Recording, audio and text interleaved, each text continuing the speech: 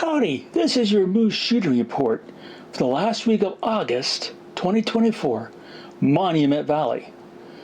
This is a magical place with incredible sweeping vistas.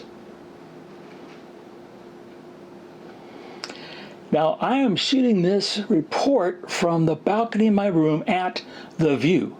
That's the name of the lodge. That's literally on the precipice or edge of Monument Valley, and what you see behind me and many of the photographs that are coming up were literally shot from my balcony. It is the most magical place to start the day, spend the day, finish the day right from my balcony. Now, with that said, there's many things here to think about and shoot. First question is, why here now, this time in August? Well, see those clouds behind me? That's the biggie, okay? Those clouds. It's the monsoon season. And with that moisture coming up from the Gulf, combined with the heat, because yeah, it can get warm this time of year, you get these incredible, dynamic, dramatic skies. And that, for me, really sets off Monument Valley. Not only do you have that beautiful sky above, not bald skies, but you have light on this and that mesa, or this and that butte or spire. And it's that magical light that really makes things happen.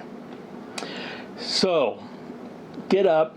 Probably right now, sunrise is just a little bit before 7 a.m. So I'm on the balcony here at about 6, getting things going. One of the challenges, I have a second camera set up right over there, in this case a Z9 with a 24-72.8, shooting a time-lapse. It's one of the great things to do is just to leave one camera here, going all day long, shooting time-lapse movies. The clouds going back and forth, or lightning, or many other things that happen. Now, I have plugged that into the AC, so I bring a little 6-foot extension cord. Then I use the AC adapter for the Z9. It's plugged in, and it's running shooting a time-lapse when I'm out there shooting. Now, you can kind of see over my shoulder the road. It's a 17-mile drive that goes through Monument Valley. This is not a national park. It's a tribal park. Keep that in mind. So you have to pay an entrance fee, and then you go and you drive. Now, that 17-mile loop is all you're allowed to drive. Have to stop only at the correct pullouts, and that's where you make things happen. My favorite thing to do, and we did it again this time, is I hire the tour group, Three Sisters. I highly recommend Three Sisters. Tell them Moose sent you. And I just simply say, I want to go to Totem for sunrise. They'll know exactly what you're talking about. And Totem is this magical place that is not where you can drive yourself. It is somebody has to take you there, a guide, and they're really good. And then they'll take you to the Hogan, many other places, formations that are here in the valley. They're really quite spectacular. Another really marvelous place to go, which is they're letting you do again, is going up to Forrest Gump Hill and shooting the highway. So if you look at the movie Forrest Gump, the spot where he says, "I'm tired now, I think I'm going to go home," well, that spot you can photograph as well, and that's a morning shoot.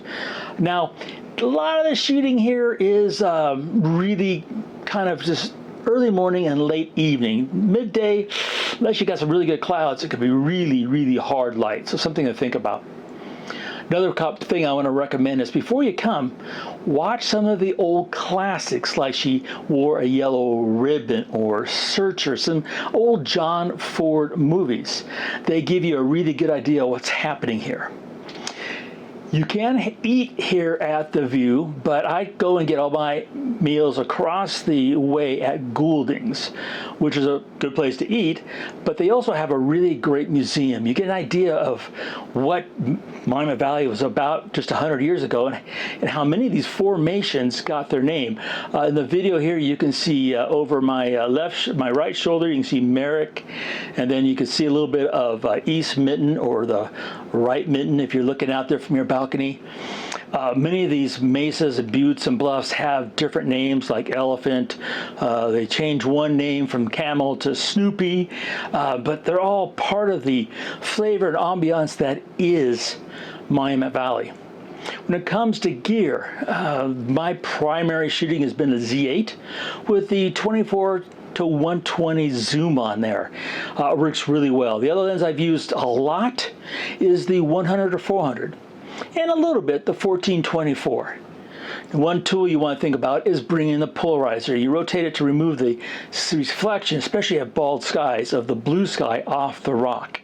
It makes for really good, really clean, beautiful shots. So I don't have to do anything in post. But that's basically it. That's my shooting report for Monument Valley last week of August 2024.